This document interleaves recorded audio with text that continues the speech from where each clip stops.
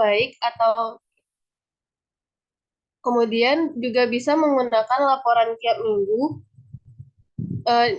tiap minggunya, jadi bisa dilihat hasil kinerja para analis tersebut baik atau tidaknya. Kemudian solusi jika Bentar ya, Felda. Ini laboratorium mana, Felda? infeksius, Bu, Ya, di mana gitu? Infeksius di mana? Di sakit, di fakultas, di mana? di FK Jati, Bu. FKY sebutkan nama laboratorium infeksius, infeksius itu jenisnya, tempatnya di mana ya? Baik, Bu. Oke.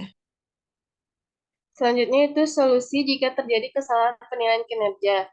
Apabila kinerja buruk, itu tidak akan mempengaruhi nilai output karyawan seperti gaji dan insentif. Dan apabila kinerja karyawan tersebut buruk, akan mendapatkan teguran dan surat peringatan.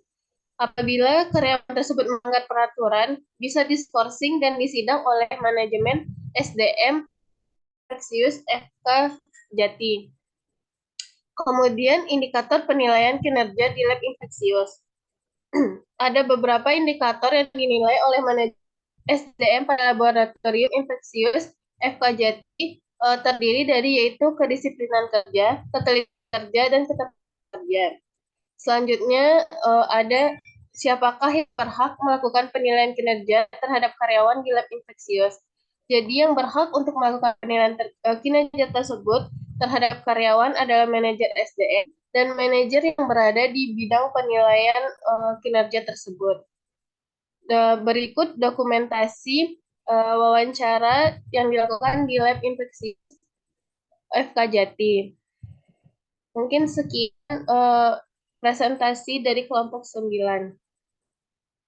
Terima kasih.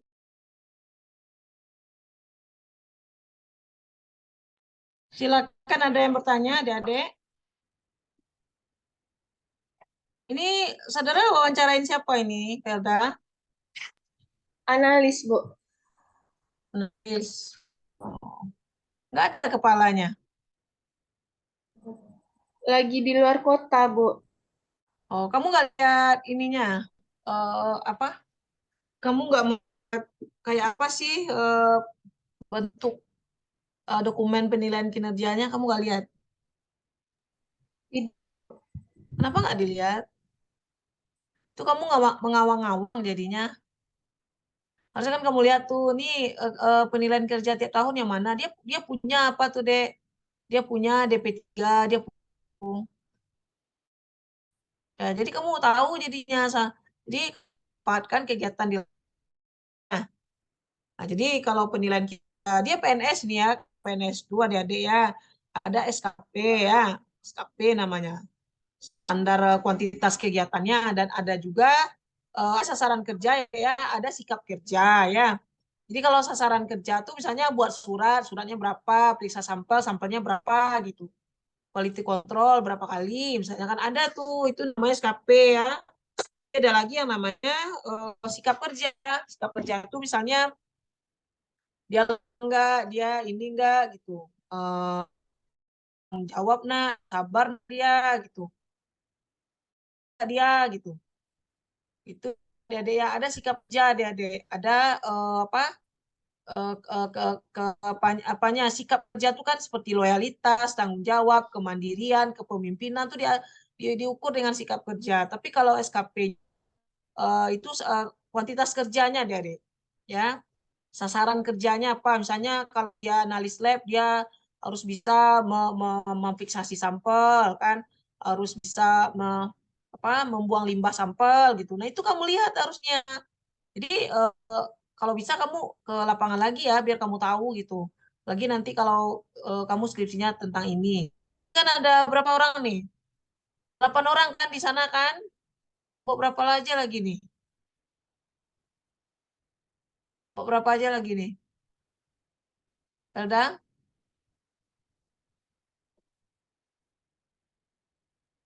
Elda, saya adik, saya terbatas. Anak saya besok juga ujian adik-adik. Jadi kamu juga, kalau saya nanya lama-lama, saya jadi bete jadinya. Kalau saya kali, kamu jawab. Kalau kamu nggak tahu, kamu tahu. Saya kira sinyalnya nggak bagus nanti. Saya juga punya kepentingan, kamu punya kepentingan juga kan, kamu nggak mau lama-lama dengan saya kan. Nah, jadi kalau saya nanya, kamu jawab langsung. Kan kamu diamkan. Ya, kali kamu udah ngantuk, udah kita tidur.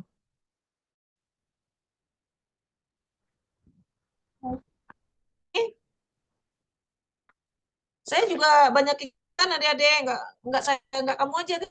Ya, ini besok saya mau sama dekan FK nih, kami mau ke Unhas ini kan. Banyak kegiatan saya lagi nih. Ya. Kalau kamu ditanya nggak jawab-jawab begini, saya bete jadinya. Ya kalau saya udah bete mas, susah saya jadinya kan. Kamu kalau ditanya tuh jawab, kalau nggak tahu bu, udah. Felda kamu, enggak saya bilang. Dengar, Bu. Ngapain kamu mati-matiin tuh, kamu mute terus, kamu kan presentasi kan? Nggak boleh kamu itu, kamu kan presentasi. Mana teman kamu satu lagi mana? Saya, Sepi. Bu. Udah hadir, Bu. Nah, kamu hadir diem aja. Kamu berdua Tadi jaringannya lagi bermasalah, kok. nggak ada masalah jaringan. Kalau kamu jaringannya kameranya matikan. Udah, sekarang udah Kalau aman, Bu. suara kamu nggak mau matikan, kamu presentasi. Baik, Bu. Nah, cobalah kamu satu lagi tuh jadi moderator. Udah bete tuh saya lama jadinya. Kamu mau cepet kan? Saya juga mau cepet. Kegiatan saya banyak ini nih. Ada deadline buat soal nih saya lagi. Saya buat soal untuk anak pendok besok nih. Wah, besok deadline-nya nih. Kan kamu harus mengerti, saya punya kegiatan, kamu juga punya kegiatan ya. Jadi kamu jangan lama-lamain waktu saya nih. Ya. Saya kalau udah marah lamanya. Kan kamu nggak mau lama tidurnya kan? Saya juga nggak mau.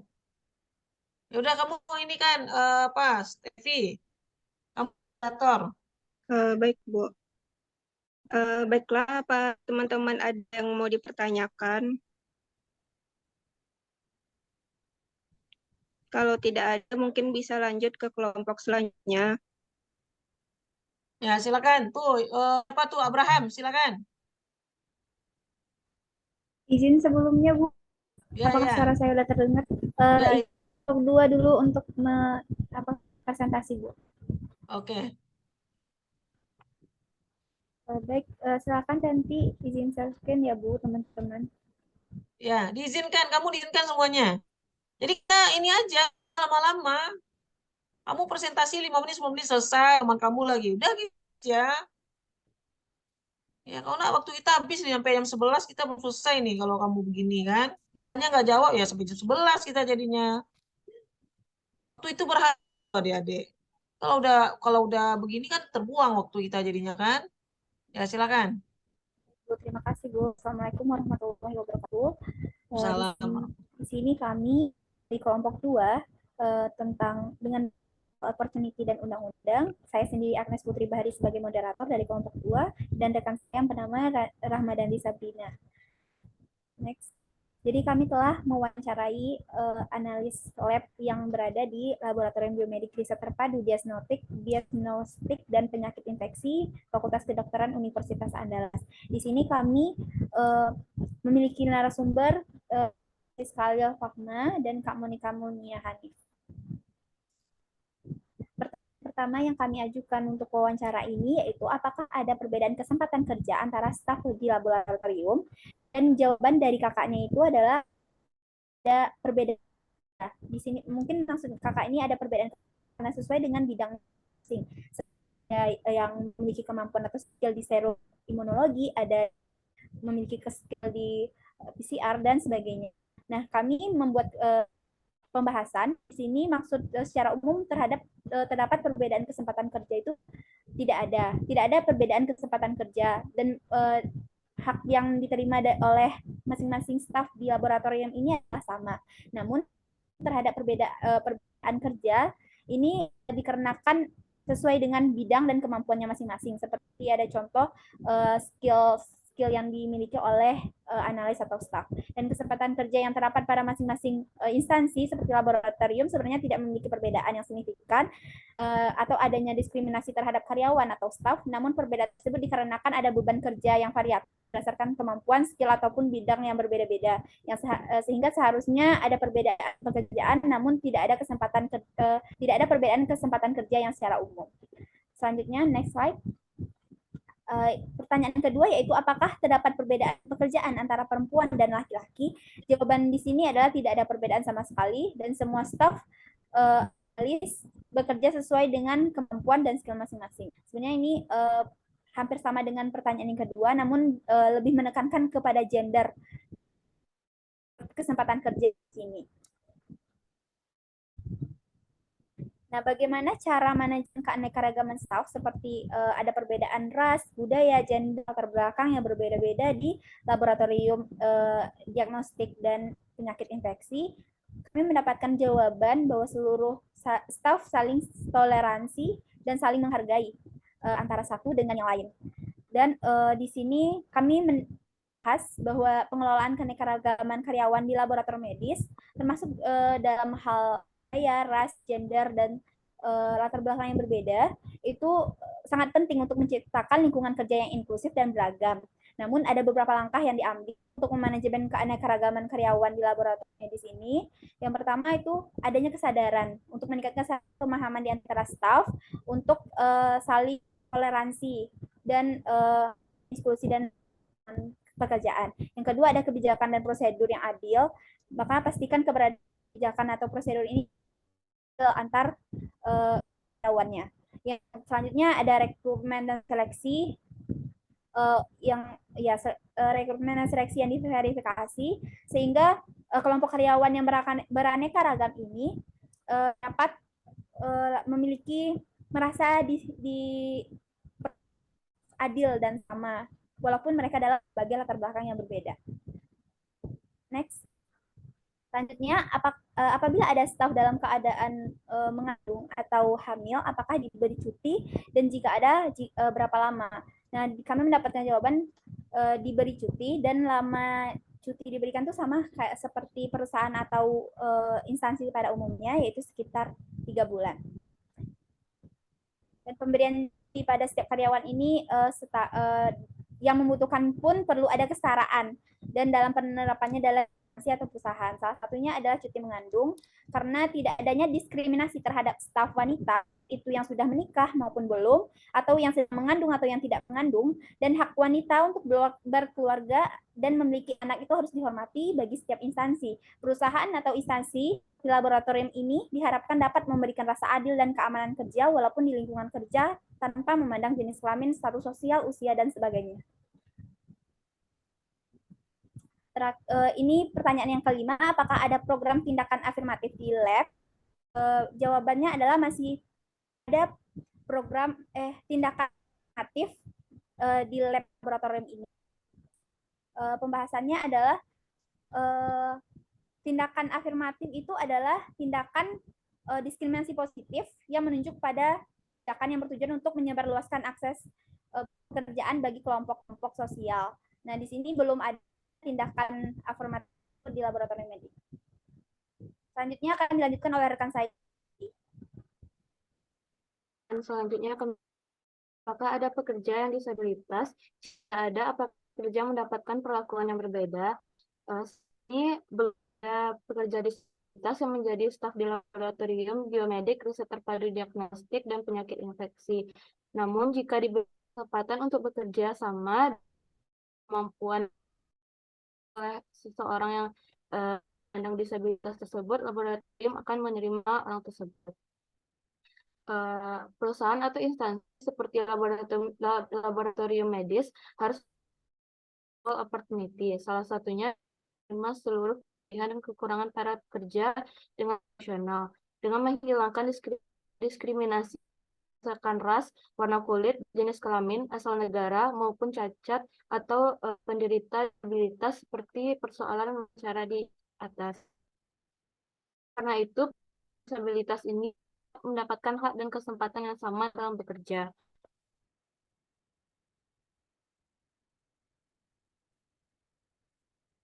Pertanyaan selanjutnya, apakah ada perbedaan gaji antar karyawan di tingkat pekerjaan yang sama? Jawaban yang diberikan analis adalah semua gaji antar karyawan Anda sama, namun tentunya tidak sama untuk struktur di atasnya. Tunjangan atau gaji yang diberikan kepada karyawan sebagai bentuk hasil dalam bekerja mengembangkan karir. Seluruh pekerja berhak mendapatkan gaji atau kerja keras mereka. Selanjutnya, apabila terjadi seksual harassment pada perusahaan, bagaimana cara Anda menanggapinya? Jawaban dari sesama analis harus saling sehingga apabila terjadi kejadian tersebut, maka korban harus melaporkan ke atasan dukungan dari seluruh dan ditindaklanjuti. Lalu pelaku dihukum sebenarnya. Bagaimana cara meningkatkan kerja DM di lab sesuai dengan kesempatan pertama? Jawaban dari analis yaitu seluruh staf akan mendapatkan evaluasi setelah melakukan pekerjaan. Apabila skill staff masih dikatakan kurang, maka akan dilaksanakan training internal dan workshop eksternal. Apakah terdapat undang-undang dalam laboratorium? Jika ada, apa saja? Setiap laboratorium pasti salah satunya undang kerahasiaan dalam laboratorium. Setiap instansi undangan. Namun peraturan ini ada yang bersifat publik maupun bersifat rahasia sehingga tidak bisa diberitahukan kepada publik. Ini untuk dokumentasi. Itulah hasil wawancara kami. Jika ada pertanyaan, silahkan raise hand bagi teman-teman yang ingin bertanya.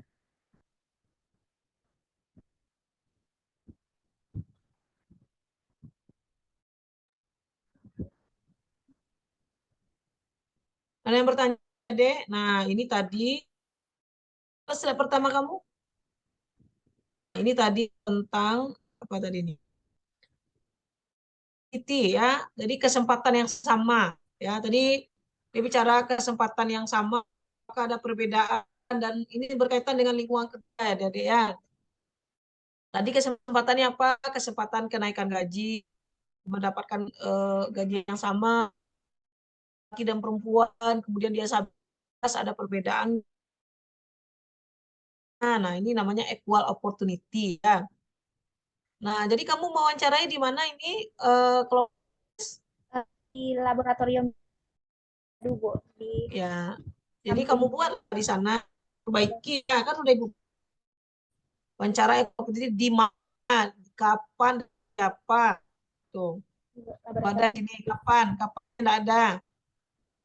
Kamu buat si Sky Mahfama apa ini analis atau apa kamu buat saya Skail itu siapa penting namanya nggak penting yang penting jabatannya ya lah tuh nama siapa aja lah nama yang penting jabatannya kan kecuali nama kamu sebagai mahasiswa ya kan tapi kalau yang kita wawancara tuh yang penting jabatannya gitu walaupun nama tapi tetap ada jabatannya.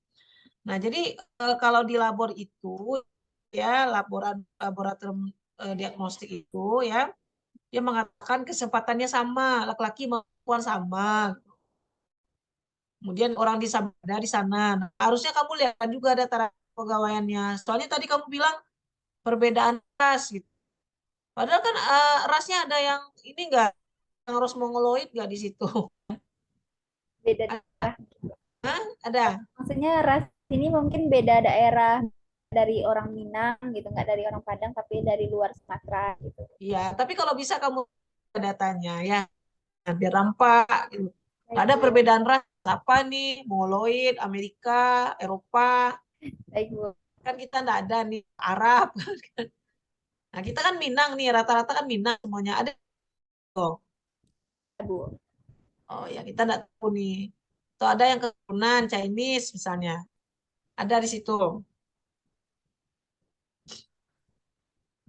Chinese ada, Bu. Ya, jadi kalau mau apa data-datanya ditampilkan juga sedikit. Ya. Baik, Bu. Kemudian keanekaragaman, toleransi dan saling menghargai. Nah, dari mana kita tahu mengatakan kami bertoleransi katanya? Di mana kita tahu apa toleransi apanya nih? Toleransi tempat atau toleransi agama atau toleransi budaya ini maksudnya nih? toleransi agama dan budaya mungkin Bu. Tapi sejauh ini kalau yang di biomedik ini budayanya emang homogen Islam gitu Bu. Jadi mungkin dari perbedaan budayanya mungkin Bu, karena tadi Berapa orang yang non sumbar? berdua rasanya Bu dari UGM. Oke. Ya, nah ini juga adik-adik toleransi dan menghargai. Kadang-kadang begini adik-adik ya. Kita alumni UNAN aja lah yang kita utamakan. Nah, itu namanya tidak fair gitu. Ya, ada yang seperti itu adik-adik. Oh, calon rektor harus lulusan UNAN misal nih. Atau dekan kita nggak boleh lah dari FKM UI atau dari Biomedik UI kan. Nah, ada yang seperti itu adik-adik. Dengar juga ada seperti itu. Ya medis itu. Ya, nah itu kita tidak usah seperti itu. Kalau dia baik, bertanggung jawab, ya angkat, mau dia lulusan gitu. Ya kecuali dia sama kemampuannya. Ada orang UNAN, ada orang UI kemampuannya sama, baiknya sama gitu. Bolehlah kita prioritaskan orang UNAN, gitu kan. Tapi kalau orang UI-nya baik, skillnya tinggi, bertanggung jawab, orang UNAN misalnya kurang tanggung jawabnya, skillnya kurang, udah kita pilih aja orang UI gitu. Tapi kalau sama, nah tentu adalah apanya kan. Tapi dengan syarat tidak menzalimi orang lain gitu. Nah itulah baru namanya kita fair gitu. Ya, jadi bukan mentang-mentang anak UNAN lalu kita jelek-jelek pun kinerjanya diterima juga, promosi juga, begitu ya. Kemudian kalau di institusi adik-adik ya, kalau di pemerintah ya, gaji ini memang sesuai struktur adik-adik ya. Nggak akan mungkin dia bilang gaji saya ini. Pasti Anda temukan ketidakpuasan gaji. Saya di RSUD sudah itu tuh adik-adik, sudah survei ya. Antara tenaga kesehatan tuh antar profesi adik-adik. Mungkin karena Anda di labor lebih homogen ya. Kalau di rumah sakit ya adik-adik ya, itu agak heterogen adik-adik. Karena kan ada dokter, ada perawat, ada bidan, semuanya ada kan. Analis, apoteker, nah mereka nggak puas. Apoteker nggak puas, dokter aja baru masuk gajinya sekian. Masa iya saya kan profesi juga. Nah itu gaji itu ada tingkatan gajinya itu ada jasa pelayanan. Mungkin kalau gaji sama ya, kalau pegawai negeri kan sesuai struktur ya. Tapi kalau jasa pelayanan ada pembagian jasa pelayanan itu yang pertama. Yang kedua juga adik-adik antara pegawai kontrak dengan pegawai PNS. Adik. Ya, kalau di negeri itu ya. Kalau pegawai kontrak itu di pelosok dia. Di pelosok itu apa? Dia kalau ada apa-apa kerja dia yang ngerjain. Nanti remunerasi dia nggak terima adik-adik karena dia pegawai tidak pegawai pemerintah gitu. Remunerasi kan aturannya untuk yang pegawai negeri ya. Walaupun ada sebagian yang pegawai tapi nggak remunerasi sistemnya. Kalau dari pemerintah dana pemerintah itu kan tentu yang PNS yang remunerasi. Nah, jadi yang non PNS nggak dapat adik-adik. Ini saya terus terang aja nih. Di kita aja lah misalnya ya di universitas itu. Ya. Pegawai itu yang rajin-rajin yang kontrak-kontrak tuh adik-adik. Yang PNS itu kurang rajinnya adik-adik. Kurang bertanggung jawab. Tapi giliran nanti terima remunerasi, yang terima orang PNS. Nah, yang non PNS gimana? Nggak dapat. Ya artinya istilahnya nggak gigit jari lah nggak dapat gitu. Nah harusnya harus yang pegawai-pegawai yang PNS ini harusnya kan kita kan fair kan di tempat kerja itu kan. Istilahnya begini ya, sebentar ya, saya mau ngambil.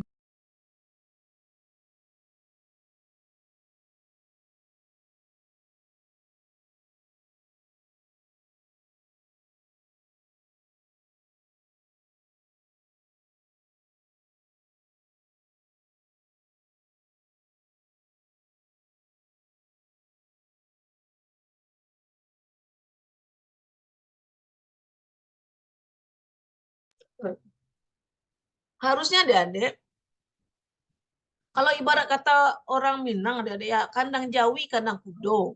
Karena tanah pulau gitu kan. Kalau orang Padang bilang apa? Harus tepa selira itu adik-adik. Itu kan pepatah Minang tuh awalnya adik-adik. Pepatah tenggang rasa tepa selira. Tenggang rasa kita. Nih kalau orang kita bersenang-senang dapat remun gitu. Orang nggak dapat, padahal dia rajin gitu. Nah kita tuh harus ada tenggang rasa adik-adik. Gimana rasanya kalau kita di posisi dia gitu. Nah itu harusnya remun tuh dibagi adik-adik. Misal atau gini, nyumbang 5% gitu dari remun. 5% kan dikit adik-adik. Atau 10% atau berapa lah. Nyumbang 5% masing-masing yang dapat PNS tuh kan. Nah jadi dibagi nanti misalnya ini ada karya lagi non PNS. Dia tuh nyumbang 5% masing-masing adik-adik. Dibagi. Nah nanti kamu jadi pimpinan seperti itu adik-adik. Kamu koordinir lah gitu. Jadi adilan di tempat kerja kamu itu. Kan kasihan tuh yang non PNS. Nah, ini kita di universitas seperti itu, adik-adik. Ada fakultas yang membagi, ya, ada fakultas yang tidak mau berbagi gitu. Nah, ini kan berbagi kekompakan.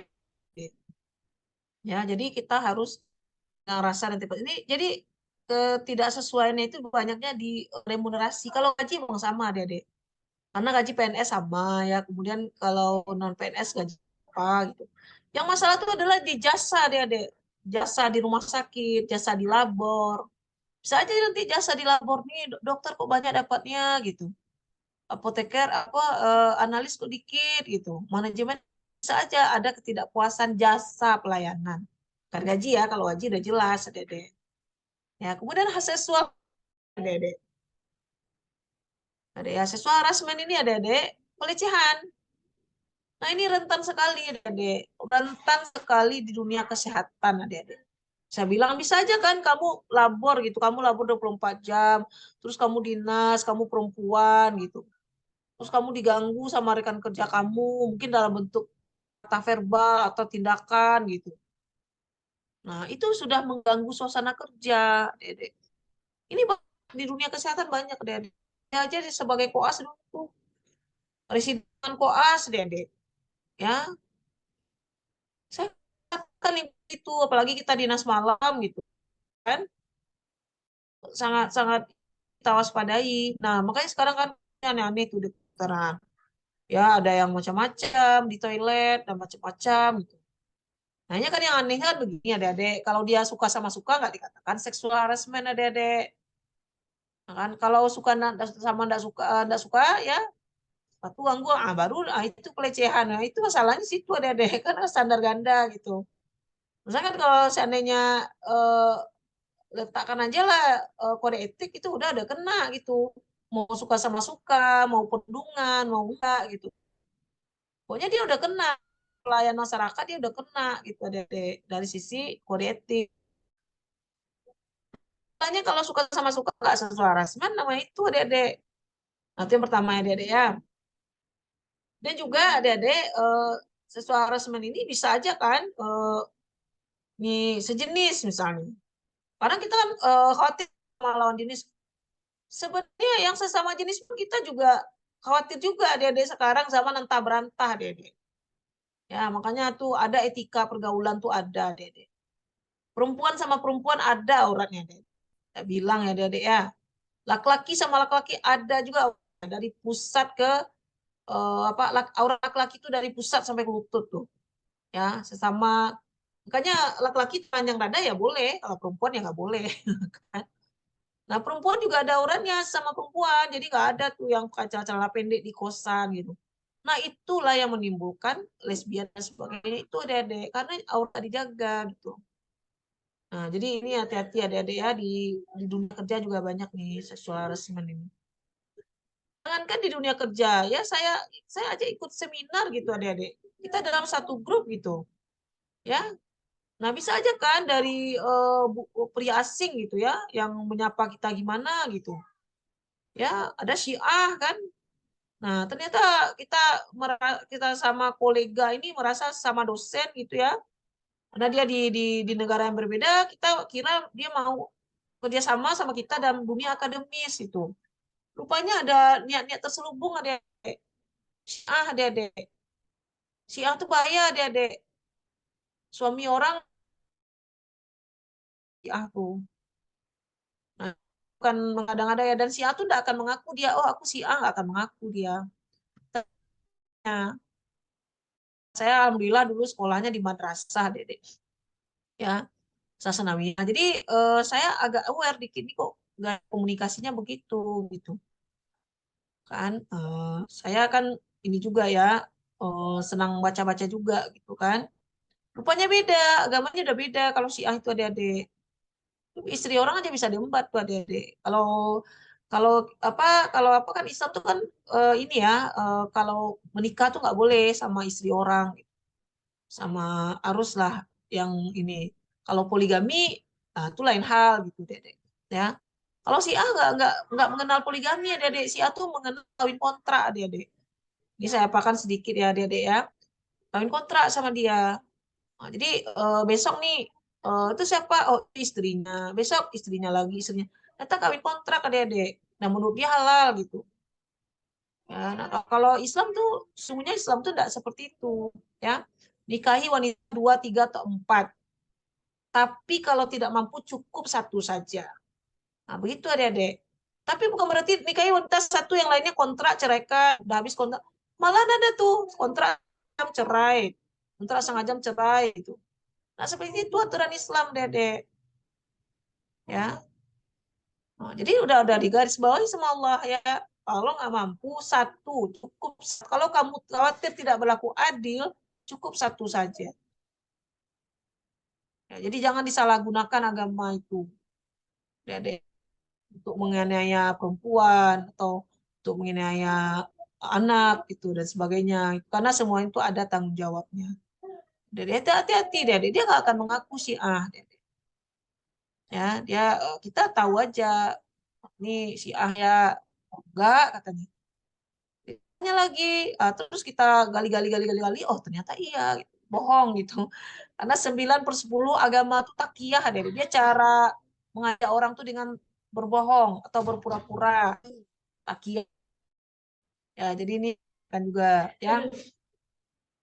Lagi sekarang mazhab pemuja setan ada ya. Si Mongol itu tuh ada artis, kamu tahu nggak Mongol tuh mazhabnya mazhab pemuja setan. Jadi caranya gimana?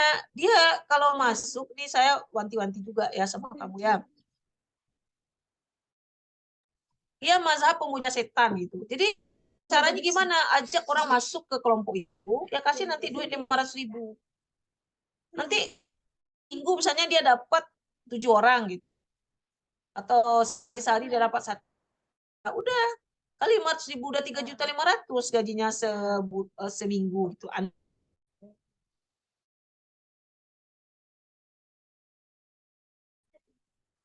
Ya, begitu ya, Adik-adik ya. Jadi kita ini aneh-aneh mazhabnya sekarang. Itu si yang diwawancara sama di. Jadi kalau dapat orang 100.000, nah itu level gitu. Jadi saya kasih tahu kamu tuh biar kamu waspada. Aneh-aneh. Saya aja dalam satu seminar tuh ternyata eh, saya kira untuk sebagai kolega ya yang berbeda kita bisa kolaborasi, ternyata adik-adik ya, dan si A mengaku si A itu ya, kita aja yang hati-hati dan kita yang harus perkuat diri ya dengan pengetahuan, dengan keimanan itu.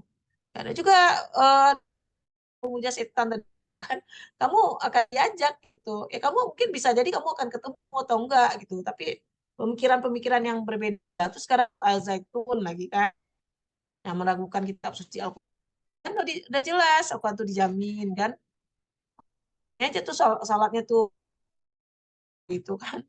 Nah, ini aja tuh aja. Jadi hati-hati juga, tidak semua pesantren itu seperti pesantren zaman dahulu.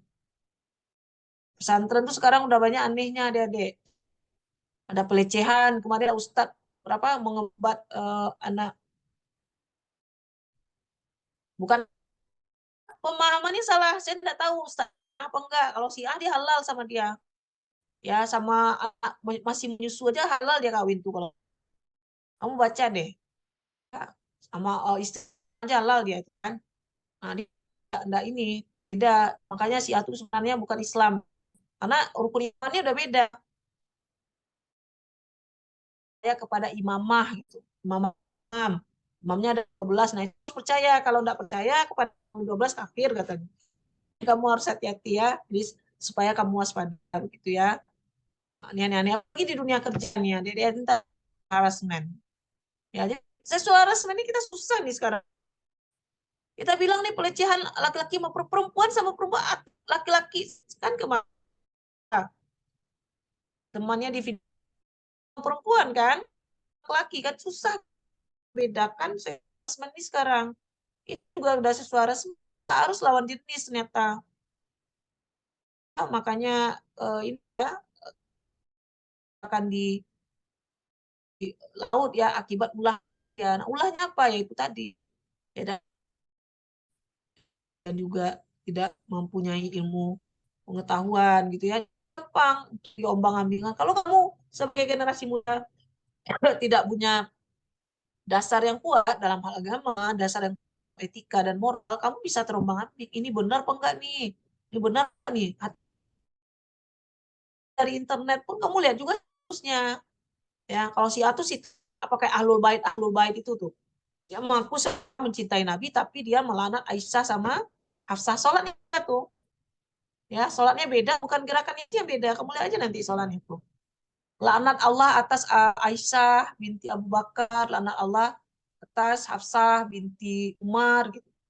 Istrinya kan dilaknat sholat kan. Ya, saya banyak apanya. Saya udah 17 beli buku itu. Nah, jadi kamu hati-hati tuh dengan pemahaman-pemahaman yang aneh, dengan pergaulan-pergaulan yang aneh. Banyak sekarang adik-adik merokok, GBT, narkoba. Kamu terlibat, ya sekarang terjerumuslah kamu selalu. Jangan kamu mencoba rokok juga begitu. Nih, kamu nggak gaul, nggak merokok, biarin aja. Emang sih aku nggak gaul sama orang-orang kayak gitu. Hati kamu ya, jangan bilang tadi. Gaulnya sama orang, bukan gaul sama orang yang merokok, narkoba, bla bla bla. Aja kamu dibilang nggak gaul, biarin aja. Mungkin kamu belajar baik-baik, kamu kena muda, sungguh-sungguh, berbakti pada orang tua. Udah bagus kamu ya.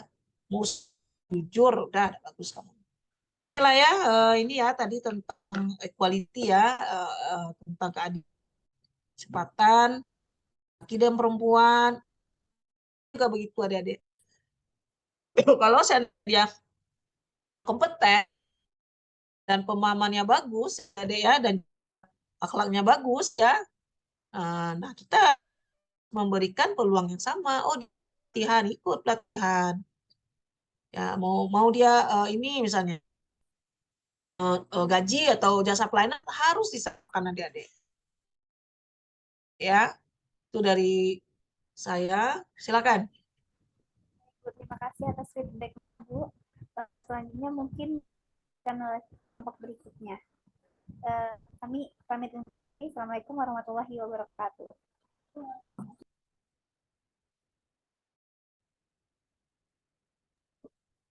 Baik, terima kasih kepada Anes yang telah mempersilakan kelompok kita. Sebelumnya kami dari kelompok 3 izin share screen buat teman-teman.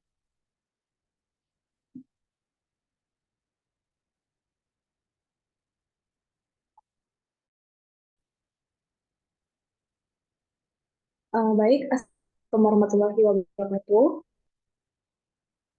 Sebelumnya kami dari kelompok presentasikan hasil diskusi kami dan hasil wawancara kami mengenai strategi dan kinerja manajemen sumber daya manusia.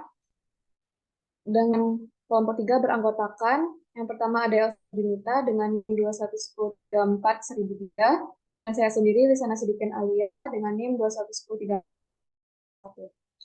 Untuk wawancara mengenai topik ini kan pada hari Jumat tanggal 9 Juni 2023 dengan narasumber Dr. Desi Arisanti MSc selaku Sekretaris Medik pada pukul 9.20 sampai 9.45. Tempatnya di Laboratorium Biomedik FK Unan Jati.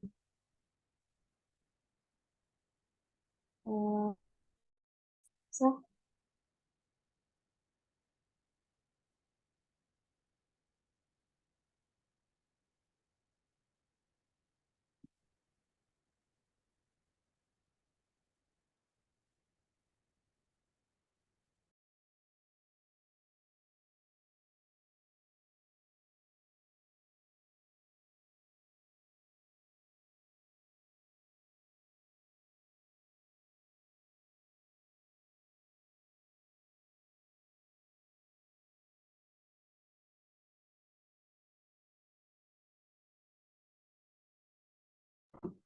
Next slide, Sah.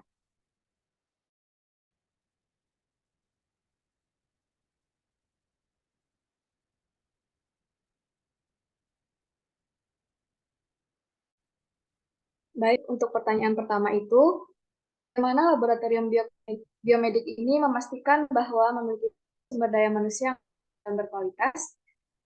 Pada laboratorium biomedik ini belum melakukan analisis SWOT. Nah, dari pengelola di laboratorium ini memastikan tim sumber daya manusia yang terampil dan berkualitas dilihat melalui rekrutmen dan seleksi dari fakultas hingga prodi. Proses ini dilakukan tes kemampuan dan tes skill atau hands-on. Selain itu juga dari CV dan pengalaman kerja dari karyawan yang sesuai dengan kriteria dan kualifikasi yang dibutuhkan laboratorium biomedik. Misalnya saja seperti di biomedik membutuhkan dalam divisi kultur sel. Berarti untuk analisisnya itu dilihat melalui tes kemampuannya, tes skillnya, dan pengalaman kerjanya. Next slide, Sah.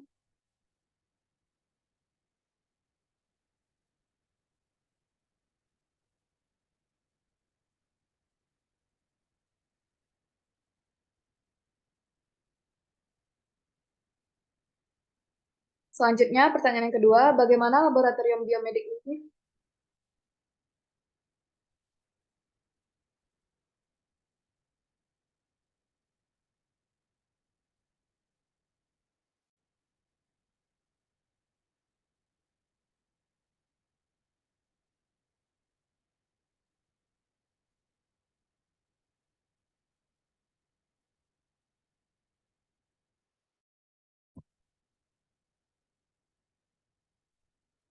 Oke, untuk pertanyaan kedua, bagaimana laboratorium biomedik ini memotivasi dan mendorong karyawan agar berkinerja tinggi? Jadi, cara memotivasi dan mendorong karyawan agar berkinerja tinggi dengan memperhatikan kesejahteraan dan kenyamanan dalam laboratorium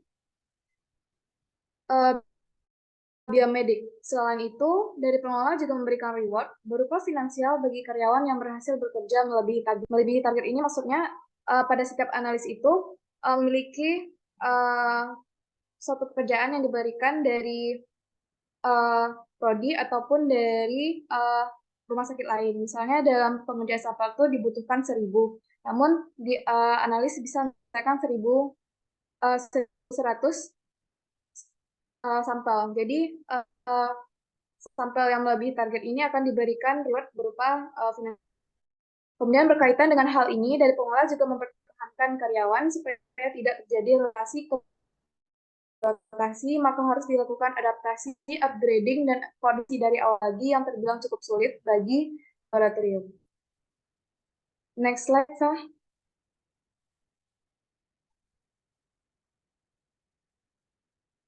Untuk pertanyaan yang ketiga, laboratorium biomedik ini mengidentifikasi dan mengembangkan bakat dalam tim sumber daya manusia.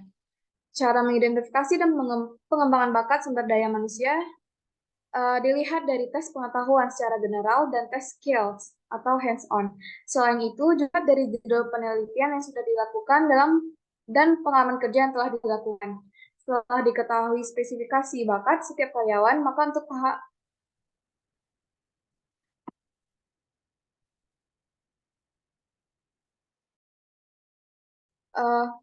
untuk tahap pengembangan akan dilakukan pelatihan untuk menambah pengetahuan karyawan terkait bidang yang diamanahkan. Izin Bu, mungkin Lisa menggantikan Elsa untuk share screen ini. Ya, silakan. Nggak ada lagi ya. Share screen.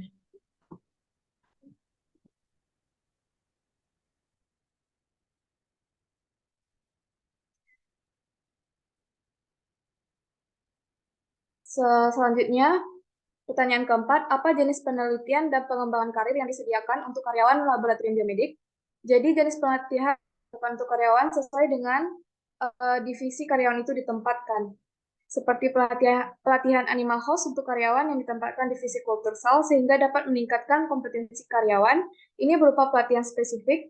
Kemudian pelatihan spesifik ini bisa dilakukan intensif dari karyawan sendiri atau diutus dari laboratorium biomedik.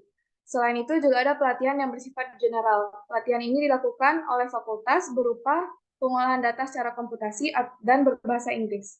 Selanjutnya akan dijelaskan oleh Elsa.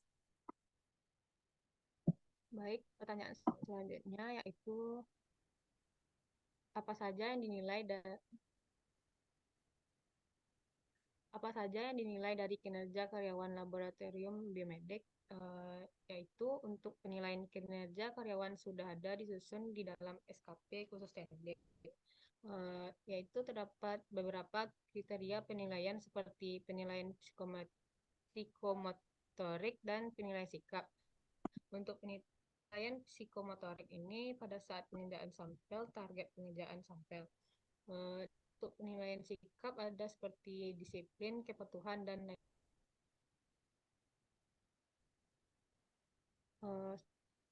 Laboratorium mengevaluasi kinerja karyawan secara teratur. Untuk evaluasi kinerja bukan rapat internal 1 kali sebulan. Dalam rapat ini dibahas kendala, pengelolaan sampel, dan lain-lain.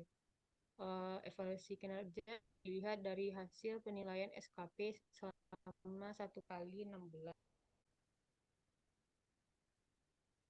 Apakah ada program penghargaan atau insentif yang diberikan untuk mendorong kinerja tinggi di laboratorium biomedik?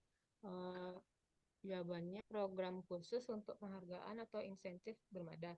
Namun, bagi karyawan yang bekerja melebihi target akan mendapatkan reward berupa finansial yang mana hasil kerjanya juga dilampiri dan ditandatangani oleh bersangkutan. Pemberian reward ini selain memberikan motivasi dan juga melatih kualitas kejujuran. Agak dipercepat ya. Quality control kinerja karyawan itu sendiri. Agak dipercepat Elsa. Bagaimana laboratorium biomedik mengatasi masalah kinerja rendah atau ketidakcocokan dalam tim sumber daya manusia? Dalam mengatasi masalah dalam laboratorium biomedik dilakukan pemanggilan secara pribadi kepada pihak terkait mengenai permasalahan terjadi. Selain pemanggilan secara pribadi juga dilaksanakan general pada rapat evaluasi. Bagaimana laboratorium biomedik menjaga hubungan yang baik antara manajemen dan karyawan? Hubungan yang baik antara manajemen dan karyawan dilakukan dengan cara pemberian pengayaan di awal dan pertanyaan komitmen dalam bentuk orang. Selain itu juga menjaga kejujuran, keterbukaan, dan kekeluargaan antara sama pengelola. Baik, terima kasih kepada Elsa. Untuk presentasi kelompok 3, sampai di sini, apakah teman-teman ada pertanyaan? Untuk sesi dokumentasi kami tidak melakukan, cuman ada pelampiran rekaman wawancara pada slide.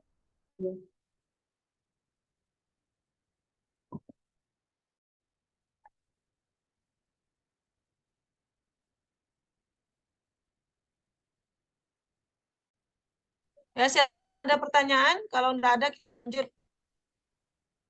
Kelompok tata kelola apa nih? Kelompok Selin bisa ya, Selin? Bu, izin saya screen ya, Bu. Ya.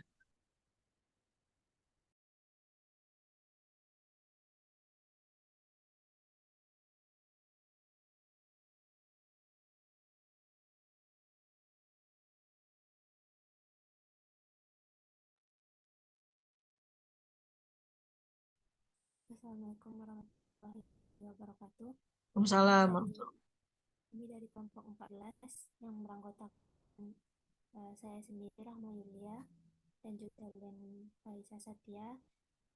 Kami melakukan wawancara pada tanggal Juni 2023 di Laboratorium Biomedik FK Unan dengan narasumber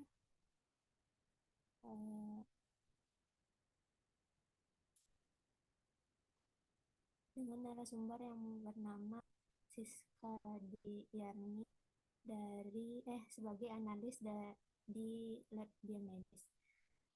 Topik wawancara kami yaitu membangun hubungan karyawan yang positif.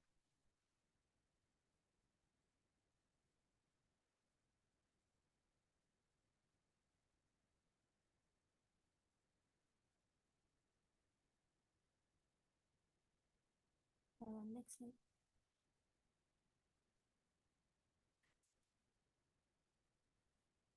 Pertanyaan pertama yaitu, apakah hubungan kerja di lingkungan sudah terjalin harmonis di antara sesama staf?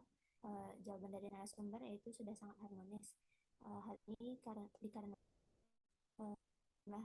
stafnya itu sedikit ya, sehingga hubungan bisa terjalin secara harmonis dengan cepat.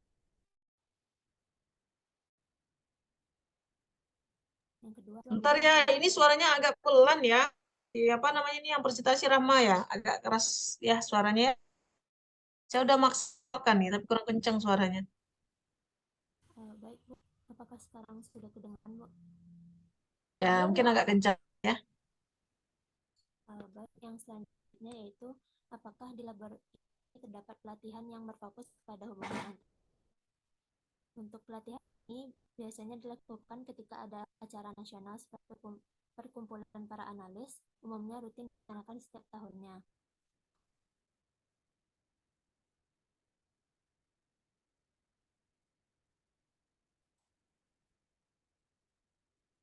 Yang selanjutnya, di lab ini terdapat program staf terbaik. Jawaban dari narasumber ini tidak ada, karena menurut narasumber, laboratorium biomedik ini sudah yang terbaik karena mengerjakan pekerjaan yang sulit, mampu mengerjakan pekerjaan yang sulit dan juga sabar dalam mengerjakannya.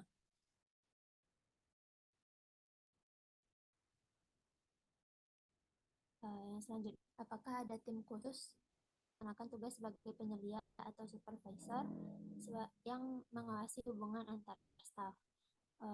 Di lab biomedik ini tidak ada supervisor, namun seminggunya diadakan rapat rutin bersama kepala laboratorium. Selanjutnya mungkin bisa kepada Selin. Baik, terima kasih Rahma. Saya izin melanjutkan hasil wawancara kami. Pertanyaan selanjutnya, dengan dilaksanakannya rapat mingguan tersebut, apakah kegiatan tersebut sudah efektif dalam menjaga komunikasi yang baik di lab? Dan kakaknya menjawab, sudah, karena di dalam rapat tersebut membahas seperti kendala penelitian yang sudah dilaksanakan, dan sebagainya. Jadi juga ada sesi curhat, misalnya apa ada yang kurang di dalam lab, dan terkait mekanisme apa aja penelitian yang bakal dilakukan, itu juga di rapat mingguan. Pertanyaan selanjutnya, apakah ada peraturan di lab yang dilakukan untuk menegakkan kedisiplinan dari karyawan? Kakaknya menjawab, ada, misalnya jam kerja dimulai pukul 7.30 sampai pukul 16. Jika analis yang terlambat datang, maka jam pulang analis tersebut diundur menyesuaikan keterlambatannya. Untuk pergantian waktu keterlambatan ini biasanya diganti pada hari yang sama. Namun jika tidak bisa, maka akan ada pemotongan uang makan.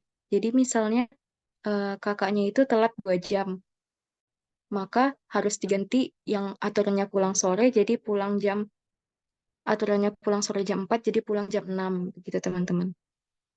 Kalau misalnya tidak diganti, ada potongan di jatah uang makan dari analis tersebut. Pertanyaan selanjutnya, menurut saudara, apakah tata kelola labor sudah menerapkan perlakuan yang adil bagi seluruh staf dan karyawan? Jika iya, bagaimana contohnya? Lalu kakaknya menjawab, untuk pembagian kepala bidang sudah sesuai, namun tidak semua bidang penelitiannya banyak, seperti bidang sitogenetika penelitian, sehingga beban kerjanya masih sedikit. Untuk tata kelola lab sendiri sudah baik.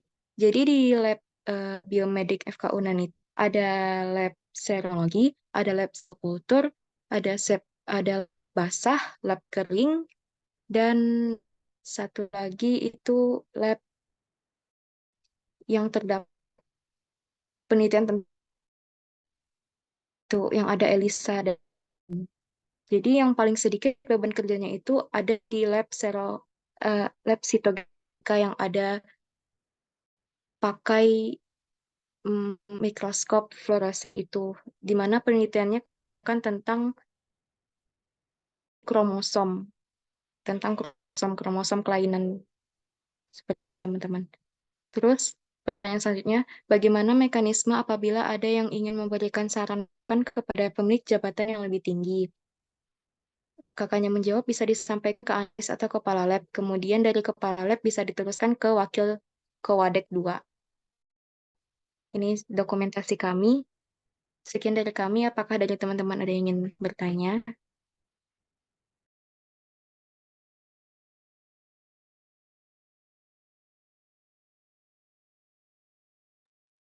Tidak.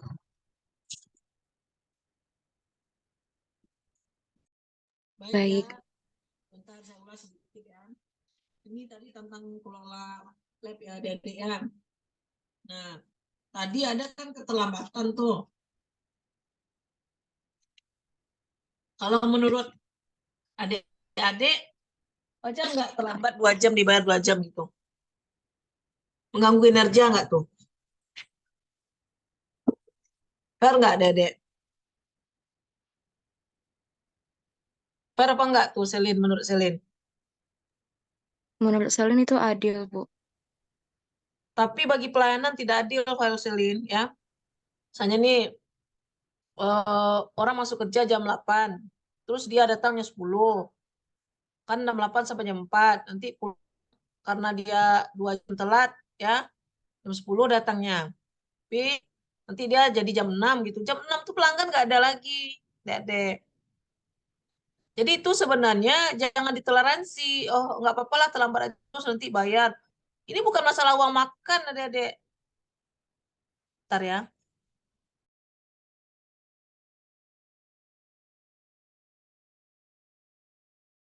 Sebentar ya adik-adik ya, sebentar. Ini bukan masalah uang makan. Ntar ada tamu. Bukan gitu.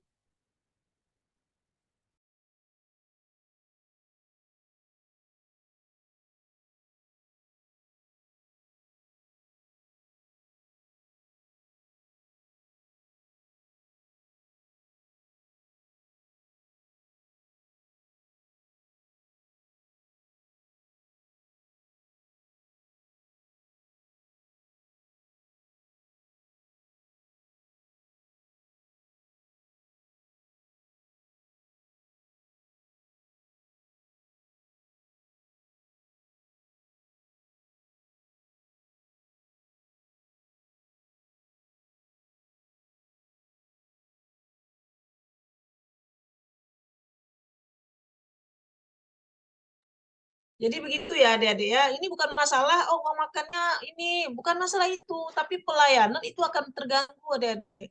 Karena dia nggak ada, terus pasien lari, kabur ke labor lain. Nah, makanya kedisiplinan itu penting. Bukan masalah lambat 2 jam, bayar 2 jam. Nanti bayar 2 jam, 4 ke jam 6 tuh nggak ada pasien lagi. Ada pelanggan lagi. Aja di jam crowded itu adik-adik. Jadi tentu tidak dibiasakan lah terlambat datang gitu.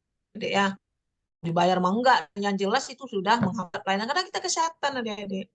Kecuali kita bekerja, misalnya bekerja sebagai tukang kayu, mungkin bisa adik-adik. Tukang kayu buat furniture gitu, harusnya 8 jadi jam 6 ya, dia kan buat kayu juga, nggak ada ganggu sistem kan. Tapi kalau kesehatan terganggu adik-adik, pasien pergi, dokter nggak bisa lagi bekerja karena uh, sampelnya nggak siap gitu. Nah itu ada rentetannya karena itu sistem adik. Tapi kalau dia sebagai pelukis, sebab dia pelukis nih, apa dia cuma dengan lukisannya aja, dengan tukang kayunya aja, atau dengan kebunnya aja. Tapi kalau di kesehatan, dia itu adalah simultan, rentetan gitu. Ya itu catatan ya dari saya tadi ya. Cuman si Selin tadi cukup lengkap, Ibu lihat pertanyaannya dengan kelompok ya. Nah, ini bagus. Ini menambah wawasan Anda nanti ya. Bisa bisa jadi kan Anda nanti di sebuah apa laboratorium ya kamu udah paham gitu kulit-kulitnya ya nanti mau meneliti apa juga gitu ya kalau meneliti manajemen ya seperti itulah ya silakan kelompok berapa lagi nih Selin kelompok ini? Kelompok 14, Bu. Nah ini kelompok berapa ini nggak dinamain nomornya soalnya Izin Bu, selanjutnya kelompok 7 Bu. oke silakan Selin sedia ya silakan Izin share screen sebentar. kelompok berapa 7 berapa tadi Kelompok 7. Silakan.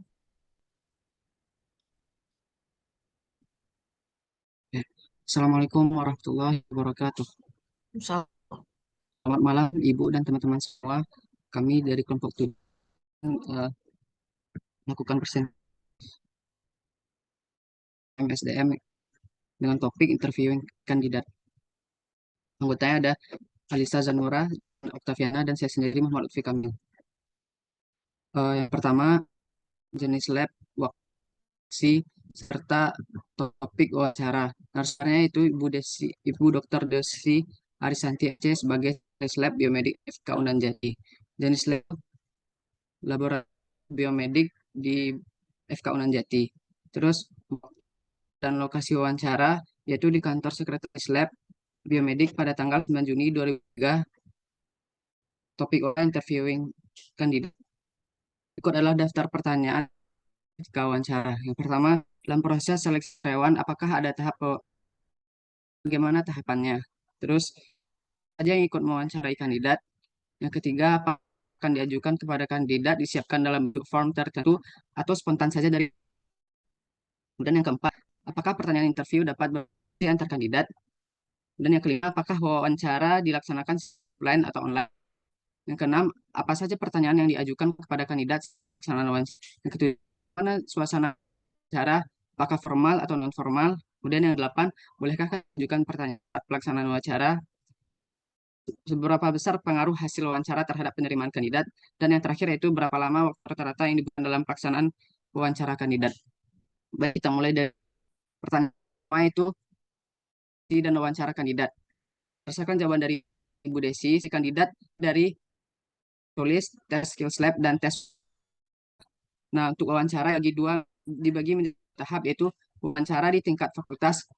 Yang kedua, wawancara di tingkat siapa yang melakukan wawancara. Untuk wawancara di tingkat fakultas diwawancarai oleh dan Kasubag Wayan. Kemudian untuk wawancara tingkat lab oleh ketua lab, sekretaris lab, satu orang anggota pengelola lab. Kemudian untuk daftar pertanyaan. Untuk wawancara di fakultas tidak diketahui apakah pertanyaannya sudah disiapkan sebelumnya atau apakah sudah disiapkan sebelumnya. Sedangkan pada wawancara di lab adalah sebagai berikut. Pertama, bergantung kepada standar interviewer. Kemudian tidak ada lembaran khusus, misal lembar angket atau form khusus. Kemudian pertanyaan tidak disiapkan dalam bentuk tertulis, namun pertanyaan disampaikan secara lisan spontan dari masing-masing interviewer.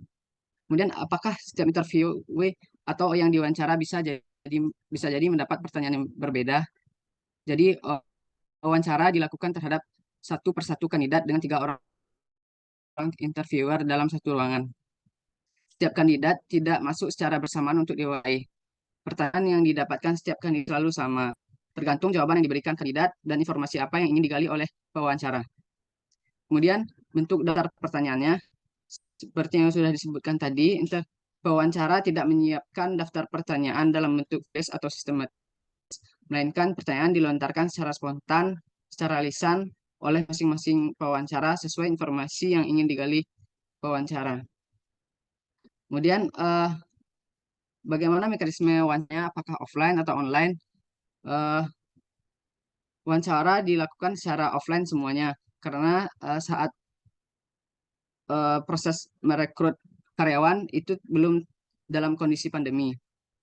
Kemudian pertanyaan apa saja yang paling sering diajukan saat interview? Mungkin akan dilanjutkan oleh rekan saya, itu Dian, kepada rekan. Selanjutnya yaitu pertanyaan yang paling sering diajukan saat interview yaitu alma mater atau kandidat lulusan dari mana, pengalaman penelitian dan judul skripsi S1 atau S2. Kemudian, apa alat atau instrumen yang sudah pernah dioperasikan?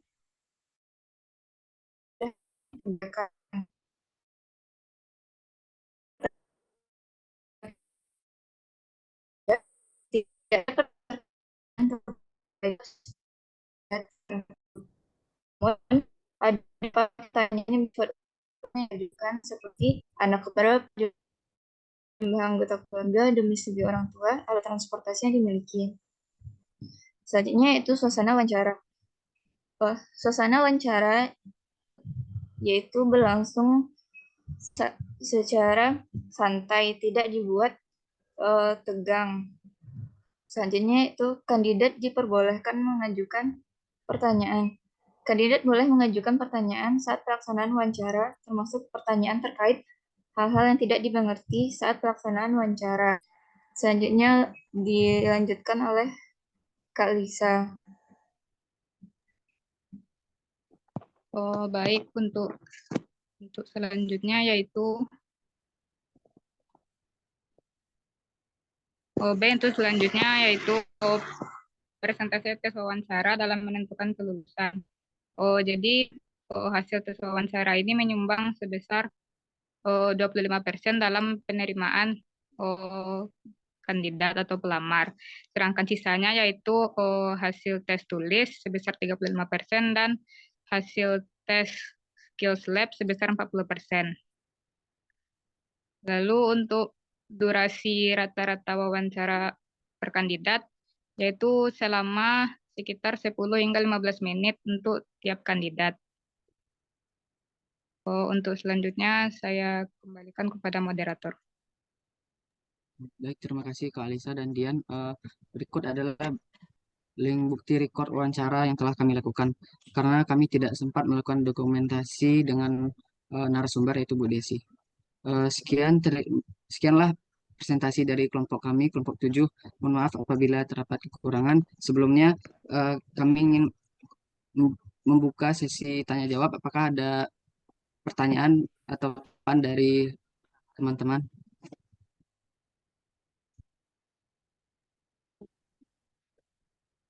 Baik, jika tidak ada, kami tutup presentasi kami dan kami kembalikan kepada Ibu.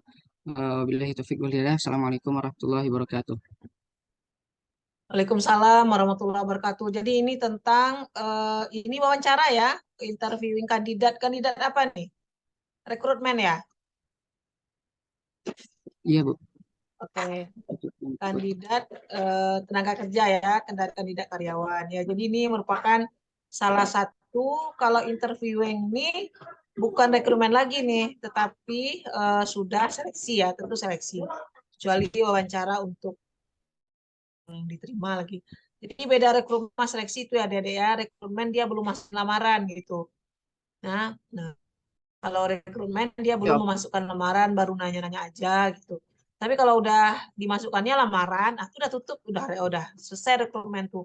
Nah, itu namanya seleksi lagi. Seleksi administrasi, konsul tulis dan seleksi wawancara.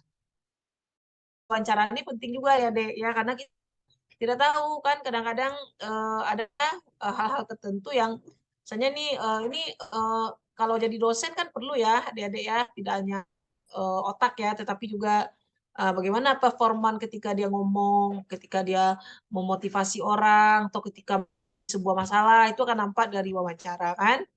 Ini juga akan kita kelihatan, oh ini keterbatasan SDM atau calon dosen ini atau apa nih misalnya. Ya, misalnya tadi kalau udah di dosen ya, kalau di labor tentu ada pula nanti itu.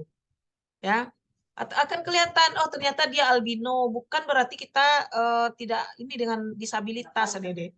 Tapi untuk turun lapangan tentu susah kalau untuk albino. Ya misalnya nih analis lab yang turun lapangan gitu kan. Yang turun lapangan gitu ya. Kan ada tuh yang saya waktu Covid tuh ya orang Prodia datang ke rumah orang tua saya untuk ambil darahnya gitu. Nah, ada juga kan ternyata petugas labnya misal nih ada petugas labnya ada kelainan gitu. Tanya nanti karena panas dia ini gitu. Atau dia albino kan nggak susah ya nggak kena panas gitu. Ya, nah ini kan mengganggu pekerjaan gitu. Nah, gunanya ini ya bukan untuk membeda-bedakan, tetapi untuk cocok nggak orang tuh ditempatkan di situ gitu. Ya, adik-adik ini udah 9:30 nih. Ya, makanya saya tadi wanti-wanti lebih awal kan. Nampaknya kita tidak bisa mempresentasikan ya semuanya ya karena kita dibatasi waktu ya. Silakan dikirim semuanya. Mungkin Selin dibantu oleh temannya ya. Jangan Selin lah si ini ya, si perlu mengumpulkan tenaga. Mungkin dibantulah sama wakil siapa ya. Ini bahan-bahan apa ini disatukan ya dan dikirim linknya ke saya ya. dan bisa juga dipakai digunakan oleh adik-adik lainnya ya. Jadi isi di link yang kemarin itu kan ada PowerPoint adik-adik tuh. Jadi isi linknya ya adik-adik ya. Ada PowerPoint yang kemarin, ada bahan ibu ya, kemudian ada bahan ibu itu ada ini turun lapangan ini ya gitu. Paham ya? Mungkin nanti siapa bisa bantu ya, Lutfi nanti ini kan lah siapa teman yang bisa bantu ya. Saya komunikasi dengan Selin ya, tapi sekarang jangan Selin ya, adik-adik ya, kita harus bertoleransi ya. Nah, itulah kita di situ ada adik bertoleransi tepa selira, raso-rasuan dan diawa. Misalnya kalau orang kuah, kan kalau ikut yang terjadi jinyu kuah, apa kan. Kalau kawan dalam kondisi kuah, misalnya nih kan ada tuh, ada teman tuh dedek, suaminya stroke misalnya, ini sering cuti atau apa, sering apa masuk gitu. Nah kita harus tenggang rasa, tepas ler kenapa dia begitu.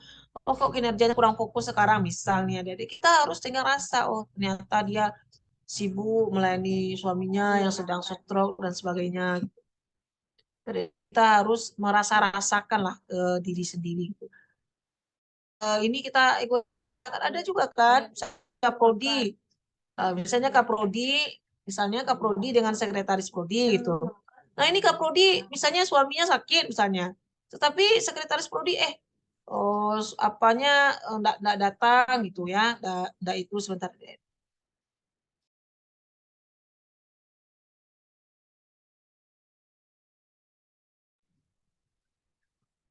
ya. Oh, ketua sibuk-sibuk terus, saya lah yang naik jadi ketua lagi. Nah kan tidak harus seperti itu. Udahlah kita wakil, udah jangan cari pula kesempatan dalam ketika teman sedang susah, kita cari pula kesempatan kita yang harus jadi ketua. Enggak, kita kan dia enggak selamanya begitu. Ya, gitu. Jadi kita tinggal rasa terus dipakai dalam dunia kerja nanti ya adik-adik ya di lapangan gitu. Ketika teman kita sakit, ketika teman kita kemalangan atau susah, ya udah kita mengerti. Mungkin dia kurang fokus dan sebagainya, kita mengerti itu. Nah, enggak dia seperti orang biasa kan, aja lah yang jadi ketua, saya sekretaris kok saya yang kerja, saya aja yang ketua. Bukan begitu juga, Dede. Raso Pareso itu harus diperbanyak juga, Dede ya. Seperti itu kita dengan teman, tuh baik itu sama teman tuh pasti akan kembali baik itu kepada kita. Gitu. Oke ya, Dede ya, bantu temannya. Pokoknya kalian saling bantu-membantu deh. Ya, kalian harus kompak ya, bantu membantu karena kalian tuh satu keluarga. Ya, akhir dari semester ini dengan saya ya udah pertemuan ke-14 ya. Ini udah 14 ya, Lutfi. Tapi belum semua kelompok yang tampil, Bu. Enggak, saya pertemuannya yang saya bilang. Ini sudah pertemuan ke-14 ya apa enggak? Iya apa nih? Iya, enggak. Izin Bu, sudah pertemuan 15 kita Bu, pertemuan terakhir Bu. Ini udah pertemuan 14 nih. Iya Bu, sudah Bu. Oh harusnya cuma 14. Enggak apa-apa lah. Oke lah adik-adik ya, saya juga mohon maaf nih kalau saya banyak kesalahan ya. Saya marahin adik-adik gitu ya, dan yakin dan percayalah saya tuh hanya dalam kerangka tujuan pendidikan. Jadi kalau ada sikap saya yang kurang ya adik ya, kurang pada tempatnya ya. Karena Anda kan udah besar-besar juga nih ya. Saya mohon maaf ya adik ya, mohon dimaafkan saya ya kan semuanya semester ini saya masuk semuanya ya. Semester kemarin kan Pak Masrul juga sekali cuman masuknya 11 kali, sekarang mau masuk nggak mau masuk sama sekali ya. Jadi dengan saya belajarnya ya adik-adik ya, semoga Anda senang, ilmunya berkah adik-adik ya. Saya mohon maaf kalau ada yang kurang ya. Semoga sukses ya, belajar yang baik, jadi orang yang baik, jadi pemimpin yang baik, dan mudah-mudahan negara kita juga insya Allah baik ya. Itu ya adik-adik ke depan. Baik, boleh di screenshot, siapa yang bisa screenshot? Bisa, Bu. Silakan di screenshot. Baik, teman-teman, kita ambil screenshot. Mungkin yang belum hidupkan kameranya boleh dihidupkan dulu. Oke, dalam hitungan 3, 2, 1. Oke, sudah Bu. Terima kasih Bu. apa yang kedua gimana? Slide kedua? Masuk dalam satu slide semua ya, Bu. Oh. Enggak, Eh, maksud saya bisa sekali tangkapan gitu bisa. bisa, Bu. Oh ya, cobalah kirim ya. Pelan pula saya tuh. Bisa tangkapan tuh ada apa baru ya? Ada program baru ya? Oke ya, terima kasih Dede. Assalamualaikum warahmatullahi wabarakatuh. Kirim ya ke WhatsApp ya. Waalaikumsalam warahmatullahi wabarakatuh.